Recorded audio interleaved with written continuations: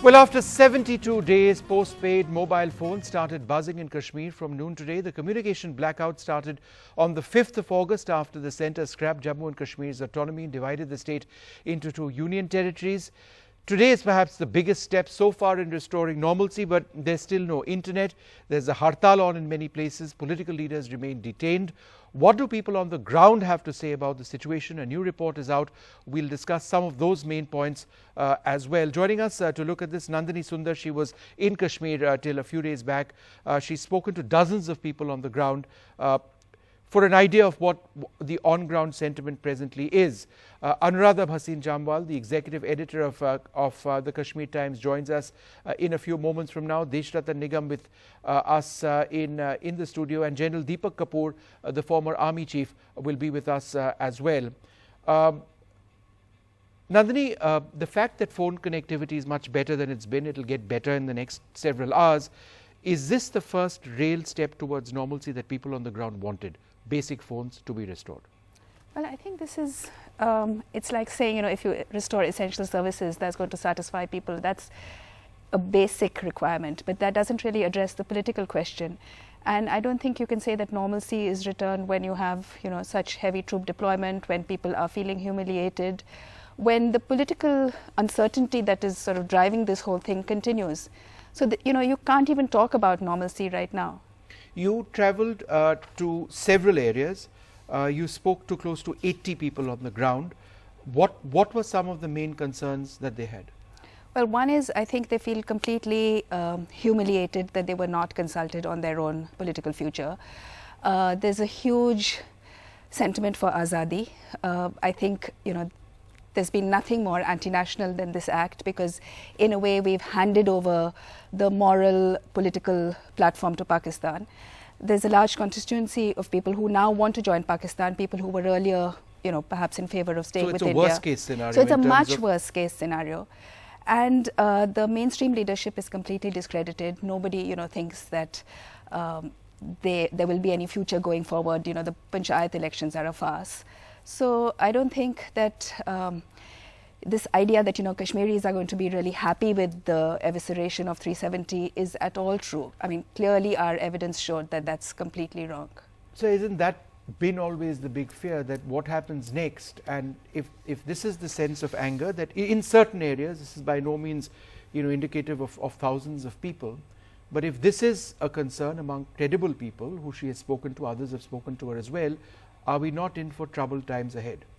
Well, let us, as opposed to this report, there's another one by Abhijit Iyer Mitra, who went there and found out. And one thing he found out, when you're talking a person alone, he has a different view.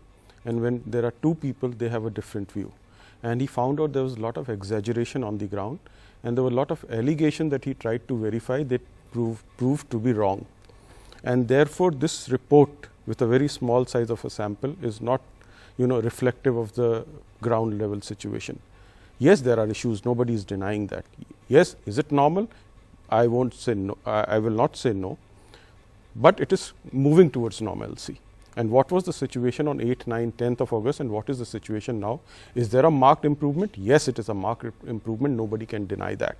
Yes, there are certain downtown areas of Srinagar which are, can create some problems, which have done in the past. Yes, that has to be tackled. But by and large, if you take the entire valley, this report is not reflective of the mood. Yes, wait and see. There is on 24th October, you have a BDC elections coming up. That will also be an indicator. Yes, it will take time. I'm not saying it is not going to take time, but it is far better than it was in the past. The former army chief, I'll give you an opportunity to respond in a moment. I want to go across to General Deepak Kapoor, the former army chief, also joins us on the ground. So some people would say that, look, if there is phone connectivity now, then that's a huge step forward. Others would argue that, look, this is still the Stone Age because there is no internet. This is still something which is unacceptable because mainstream political leaders are still locked up. So therefore, where do we stand towards normalcy, or is this going to, in your opinion, be this long drawn out situation which allows the festering situation on the ground in Jammu and Kashmir to continue?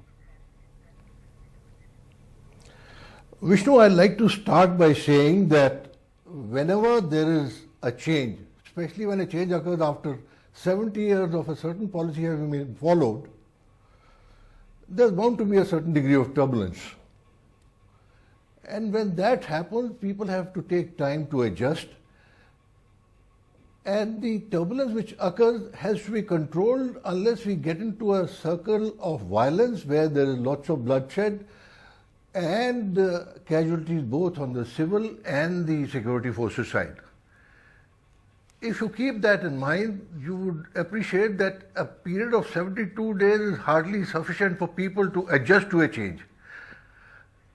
I must also bring out that the Kashmiri populace, and I've served in Kashmir for about 12 to 13 years when in service, they are used to adapt to the changed circumstances. It takes time, yes, but they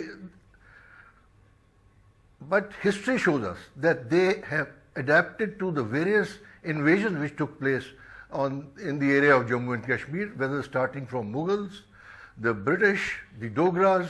So you believe that they'd be able to adjust to this? And I just yes, want to get... And this is one of the welcome steps which has been taken as far as this Okay, of, General, I take your post, point. I just want to trade. bring, because we have very little time, I want to go back to Nandini on this 2 points. Firstly, the size of your sample. Why do you believe it is truly representative? And the second point, which the General mentions over there, is that people will adjust, it's still too early. Well, I think, let me start with the second point. I was reading Premnath Bazaz, the Kashmiri historian, who's very well regarded. And, he's writing about the 40s and the 50s. And he makes the point that people were not happy then. So they haven't adjusted with the kind of broken promises that they have experienced for the last 70 years. So there is no reason why they should suddenly adjust to having the entire constitutional promise that was made to them broken, right? I mean, Article 370 was in fact introduced by Vallabhbhai Patel, not by Nehru, and Shyama Prasad Mukherjee acquiesced in it. He also acquiesced in the taking of the issue to the UN. So there was consensus at that time, and that's what the Kashmiris founded their faith in the Indian Constitution on, right? So they haven't accepted the reading down over the years of Article 370, and that's what's actually led to the increase in insurgency. Second, in terms of our sample, I don't know what kind of sample Abhijit Iyer Mitra did, and I'm accepting that this is not, I would ideally have liked to do a full representative sample, but we did have a cross-section of people. We did speak to people as individuals. Is your sample small because you couldn't travel to meet as many people as you wanted? We were there for 5 days. We were 2 people.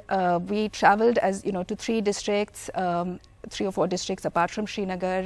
We spoke to people individually, so it wasn't as if, they were giving us collective opinions. And we actually met some children who had been detained, children as young as 6. We talked to them about their experiences in the Thana, the way that children, there is no normalcy if children are growing up in this atmosphere where they can be detained, picked up, children as young as 6 years old. What kind of... You met a 6-year-old child? Yes, I met 2 6-year-old children. Yeah. We met 2 6-year-old children in different places. We met children of 10 years, 12 years. Who were detained by the police? Who were detained by the police, kept for 2-3 days, some of them. One is still actually in the juvenile home. We didn't meet him. We met his family members. But the problem is that there is no record because these children are then let off after, 1 day. And then their parents are summoned to the Thana to sit there for a week or so. Isn't that worrying? She says she's... No, I somehow, yes, there were incidents of not as young children as in custody is what she's Yeah, saying. 2 or 3 cases that she's met these children. So I am unable to verify that, frankly telling you. But there were some children of the age of 14 and 15 who were slightly involved in stone pelting. They were taken to police thanas, but after talking to the parents, they were released, and there are enough reports on that. Second, 370 is already hollowed out. There's nothing left in it.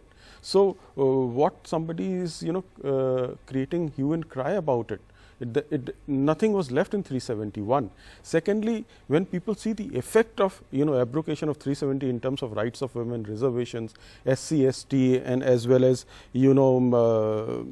increase in the salary of the government staff that would take place in due course of time because it's become a central government staff, you would start seeing changes, and the effect of this will be there. It is going to take time. I'm not saying, but How much time is the question? see, the fact is 72 days, as rightly 72 days to get phones Actually, back. Yes, SASC fine. reservations always So, existed. so you So that's not true, actually, that it's going to be introduced see now. political reservation I am talking about in assembly. Let's make that distinction very clear. Okay. So give some time, and you know, these reports, in my eyes, too little a sample. What was the scientific method that was employed when you are doing a survey or sampling? You require a lot of structured things Okay, to go on. last, then since it's this then point- psychiatry Yeah, and I'm out of psychology time- I'm out also of plays a time, very but important role out just here. Well, I'm to glad. your Then let's sample. have a proper survey. Let's have a plebiscite and see what people want. I mean, that would be So the best you, kind you, of survey. You are favoring plebiscite. Well, I think that Have you read UN resolutions? yes, absolutely. Have you read the bilateral I'm saying that if you agreements? want a full survey, As a lawyer, the let only me full tell you, survey once, that is once possible a is a dis- plebiscite. Let me tell you, once you have two disputing nations arrive at a bilateral agreement, UN resolutions go. That is what General Secretary of the UN, Boutros Boutros-Ghali, and other General Secretary also said on record. But I don't think So We're the talking issue- plebiscite about goes. surveys right Pleb- now. I so- don't think the Plebiscite issue, goes. Nandini, is about plebiscite at this issue, at this stage as a possible way forward. No, I'm not saying But that. and I think mean, a that's lot a of different a question, lot of but I'm people saying would, if we're would talking feel about rather surveys. disturbed by that. No, I'm saying if But you're going to talk I about do surveys, understand that is the point most you're talking accurate survey. on the ground, and the fact that this is far from normalcy, and the fact that it's going to take a long time. I'd like to thank all of you very much for joining us. We're out of time on Left, Right, and Centre. I'll be back tomorrow at 9 p.m. Till then, goodbye.